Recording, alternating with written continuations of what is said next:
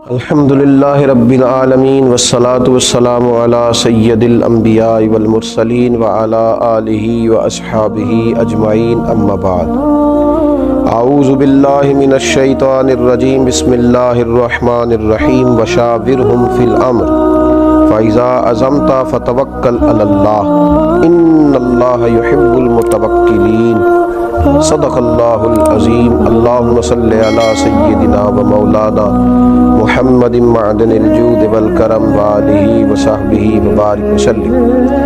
حمد و صلوات کے بعد روحانی مسائل اور روحانی بیماریوں میں سے ایک بڑی بیماری ہے اعتماد خلق، مخلوق پر بھروسہ کرنا۔ اللہ تبارک و تعالی نے رسول پاک صلی اللہ علیہ وسلم نے جو دین عطا فرمایا ہے ہمیں، اس دین میں اسباب اختیار کرنے کا حکم دیا گیا ہے، لیکن بھروسہ اسباب پر نہیں کیا جائے گا، بھروسہ مسبب الاسباب پر کیا جائے گا۔ اسباب اختیار ضرور کیے جائیں گے لیکن توکل اپنے رب کریم پر رکھا جائے گا۔ ہوتا یہ ہے کہ ہمارے ہاں بہت زیادہ اعتماد کر لیا جاتا ہے، بہت زیادہ امیدیں لوگوں سے وابستہ کر لی جاتی ہیں۔ اس کا نقصان پھر یہ ہوتا ہے کہ امیدیں چونکہ عام انسانوں سے وابستہ کی جاتی ہیں، وہ کمزور ہوتے ہیں، تو بہت ساری امیدیں ٹوٹتی ہیں۔ ان ٹوٹتی ہوئی امیدوں پر بہت سارے لوگ پریشان بھی ہوتے ہیں، شکوے بھی کرتے ہیں اور نقصان بھی اٹھاتے ہیں۔ خلق پر زیادہ اعتماد نہ کیا جائے، اعتماد تو خالق پر کیا جائے۔ کتنے ہی لوگ ہیں جو زمانے میں مایوسی کی گفتگو اس لیے کرتے ہیں کہ انہوں نے بہت سارے لیڈروں کے وعدوں پر یقین کر لیا تھا، ان کی لمبی اور زبردست تقریروں کو سچ مان لیا تھا، پھر ہوا یہ کہ ان کی جب امیدیں ٹوٹنے لگیں تو وہ لوگ پریشان ہونے لگے۔ اس لیے اسباب پر بھروسہ نہیں، یہ مسلمان کی شان ہے۔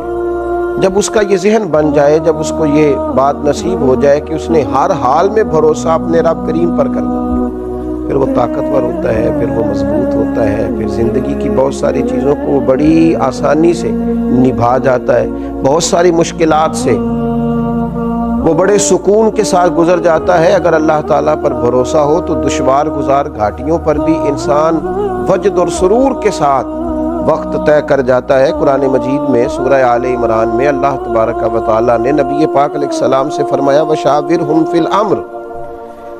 اور کاموں میں ان سے مشورہ لو،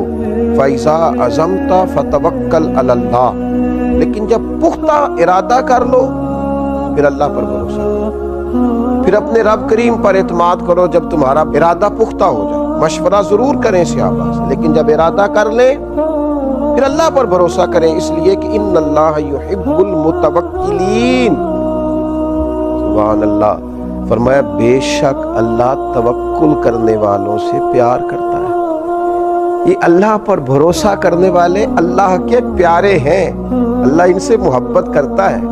اللہ تبارک و تعالی ان لوگوں کو چاہتا ہے جو اللہ پر بھروسہ کرتے ہیں، انہوں نے اپنی ساری چاہتوں کا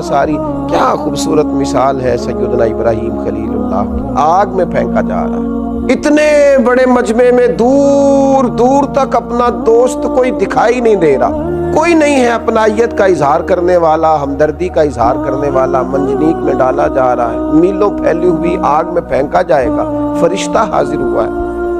عرض کرتا ہے میری ہوا پہ ذمہ داری ہے، اگر آپ حکم کریں تو ہوا نہ چلا دوں، اڑا نہ دوں اس آگ کو، فرمائیے۔ حضرت ابراہیم فرمانے لگے میری تجھ سے کوئی حاجت نہیں۔ پھر بارش کے فرشتہ عرض گزار ہے حضور اگر اجازت ہو تو ایسا می برساؤں کہ یہ ساری آگ ٹھنڈی ہو جائے۔ فرمایا تجھ سے کوئی حاجت نہیں ہے۔ وَاتَّخَذَ اللَّهُ إِبْرَاهِيمَ خَلِيلًا، میری تو اس سے حاجت ہے جس نے مجھے خلیل بنایا ہے۔ میرا بھروسہ تو اپنے رب کریم پر ہے۔ اعتماد خلق چھوڑ دیا، اب آرزوؤں کا مسکن، محبتوں کا منبع، دعاؤں کی جگہ، ہر چیز اپنے رب کو مان لیا۔ اب وہ جس حال میں رکھے گا اسی حال میں رہنا ہے، اب وہ جو عطا کرے گا اسی پر شاکر ہونا ہے، وہ جس آزمائش میں ڈالے گا اس پر صابر ہونا ہے، جس رستے چلائے گا خوشی سے چلنا ہے۔ بھروسہ اللہ پر، اعتماد اپنے رب پر، اپنے مالک کریم کی ذات پر، ساری توجہات اسی کے دیے ہوئے پر قناعت، اسی پر صبر، اسی کا شکر، اسی کے لیے دل کی ساری چاہتیں، اسی کی طرف انسان کا سارا رجوع۔ میرے نبی اکرم نور مجسم شفیع معظم صلی اللہ تعالی علیہ وسلم نے جب اپنے صحابہ کے دلوں میں یہ بات پوری طرح ڈال لی تھی نا کہ تم نے اللہ پہ بھروسہ کرنا،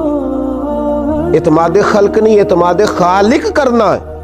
تو اس کا لازمی نتیجہ یہ نکلا تھا کہ وہ 313 تلواریں لے کر نعرے لگاتے ہوئے بدر کی طرف بڑھ گئے تھے۔ دوسری طرف بھروسہ تھا تلواروں پر، نیزوں پر، برچھیوں پر، تعداد پر، یہاں بھروسہ تھا اللہ رسول پر۔ نتیجہ کیا نکلا؟ جن کا رب رسول پر بھروسہ تھا انہیں فتح نصیب ہو گئی، اور جو دنیا کے ظاہری اسباب پر بھروسہ کیے ہوئے تھے وہ خائب و خاسر ہو کر لوٹ گئے۔ اسباب سارے اختیار کیے جائیں گے، کوشش تمام اسباب کی جائے گی، لیکن سارے اختیار حاصل کر کے وہ جو میرے رسول پاک صلی اللہ تعالی علیہ وسلم نے صحابی سے کہا تھا نا کہ اونٹ کو پہلے باندھ لے، لیکن باندھنے کے بعد بھی بھروسہ اللہ پہ کرنا، یہ خیال رکھنا کہ اسے چور سے، ڈاکو سے، ہر چیز سے اس کی حفاظت اللہ تعالیٰ کرے،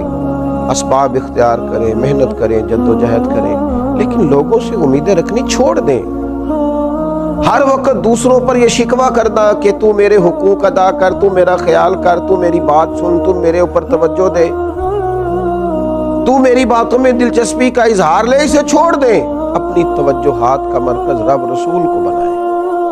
اللہ تبارک و تعالیٰ کی ذات والا صفات کے ساتھ دل لگائیں۔ میرے نبی اکرم صلی اللہ تعالی علیہ وسلم نے فرمایا جو شخص اللہ پر بھروسہ کرتا ہے اور اسی کا ہو کے رہتا ہے، بھروسہ کرتا ہے اور رب ہی کا ہو کے رہتا ہے، فرمایا رب تعالیٰ اس کے ہر کام میں کفایت کرتا ہے اور اسے وہاں سے رزق دیتا ہے جہاں سے اس کا گمان بھی نہیں ہوتا۔ اور حضور فرماتے ہیں جو دنیا پر توکل کرے اور اسی کا ہو کے رہ جائے، پھر اللہ بھی اسے دنیا کے حوالے کر دیتا ہے، وہ دنیا ہی کا اسے کر دیتا ہے اللہ تعالیٰ، وہ دنیا ہی کا ہو جاتا ہے۔ جب اس نے اعتماد ہی مخلوق پہ کیا ہے، جب اس نے اعتماد ہی خلق پر کیا ہے، جب اس نے سارا کچھ بنا ہی لوگوں کو لیا ہے، جب اس نے اپنے تعلقات کو سب کچھ سمجھا ہے، تو پھر اللہ تعالیٰ اسے دنیا کے سپرد کر دیتا ہے، اپنی ساری دعاؤں کو، اپنی ساری التجاؤں کو، اپنی ساری محبتوں کو، اپنی ساری دلچسپیوں کو، اپنے الفتوں کے سارے رنگوں کو اللہ رسول کی طرف موڑ دیں، اسی طرف اپنا سارا رخ کر لیں۔ جب کوئی رب کریم کا ہو جاتا ہے تو اللہ تبارک و تعالیٰ کبھی اپنے بندوں کو مایوس نہیں کرتا، وہ کبھی اپنے بندوں کو تنہا نہیں چھوڑتا،